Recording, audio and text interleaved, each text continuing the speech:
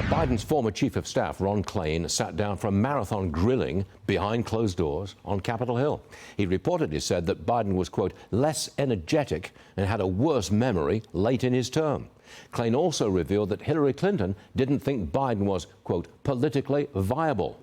Lara Trump joins me now. Lara, it seems like we're beginning to get some answers on Biden's decline, but we still don't know who is actually running the government, do we?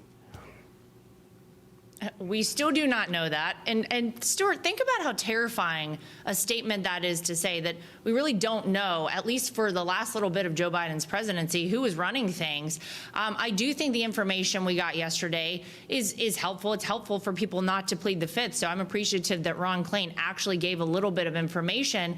And at the base of this, at the heart of all of this, is really that question: who was actually making the big decisions and who had the authority to use that auto pen? Was Joe Biden? They say he gave verbal authority.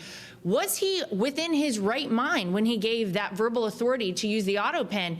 Do those pardons and executive orders that he signed with that auto pen actually hold up in a court of law? If they get more people like Ron Klain in there testifying that Joe Biden really wasn't as with it as maybe they advertised to the American public, they could take that to a court, and a court could say, you know what, we're going to rescind those executive orders and those pardons. So I'm sure a lot of people are paying very close attention to that. Yeah, very close attention. You sat down with Secretary of State Marco Rubio. You were talking about the changes he's making at the State Department. Watch this. Kind of pared things back at the State Department. You've restructured some things here. And you actually say that this was long overdue. I read these reports about how we've gutted American diplomacy. It's really silly. But here's the fundamental nature of it. It took too long to get things done. Memos have to be cleared by these different desks, these different offices. Some of them had 30 or 40 boxes. 30 or 40 people had to clear it before it even got to me. Ultimately, I need to get that decision memo to my desk so we can take action. We can't wait 6 weeks, 6 months to do things. It renders us irrelevant, especially in a world that moves so fast.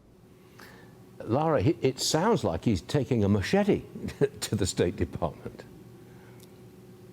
Yeah, he basically doged the State Department, Stuart. That's exactly what Marco Rubio said there. And it's a little bit like, if you remember during President Trump's first term in office, he talked about how he got rid of ISIS in about 4 weeks. And he was able to do that because he said to his top military brass, listen, you don't need to go through this crazy list of people. Call this person who calls me at the White House, and then I send the message back to them.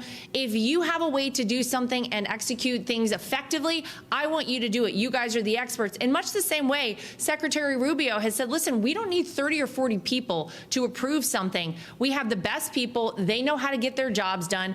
And it's so much more efficient and effective. And because of that, look at the pace of things that we've seen happen within this administration and via our Secretary of State, Marco Rubio. We're so lucky to have him there. And this conversation was wide ranging. I also asked him about maybe things to come in the future. So everybody needs to tune in at 9 p.m. this Saturday night. It's going to be a great conversation. I want to talk to you about this too. Nancy Pelosi says that Gen Z will play a big role in the future of politics. You got to watch this, Lara. Watch. Gen Z has a really important role. Voters for the future. Future, it belongs to you. It's where you will live. So when we're talking about having a safe planet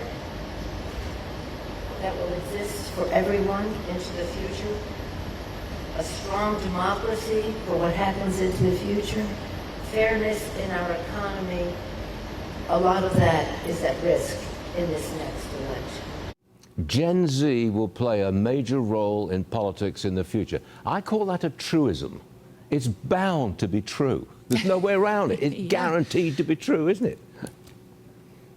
It's absolutely true. And actually, I think Nancy's probably a little concerned, Stuart, because if you look at the shift in the way that young voters moved over this past election, they're moving more right. They're moving more conservative. And I think she knows and the Democrats know, look, that used to be a dead set group that would always vote for them. That was always baked in to their bottom line. It's not anymore. They're not guaranteed those young voters anymore. And so they're going to have to get out and work for them. The problem they have is that what is is it that people who are just coming out of high school and college are looking for? They're looking for a good job. They're looking for good paying jobs. They're looking for possibly buying a house one day and starting a family.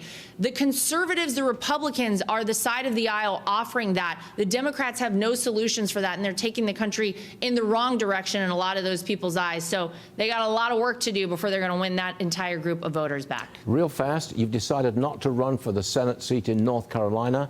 Will you get behind RNC Chair Michael Whatley and endorse him for the seat? Yes or no?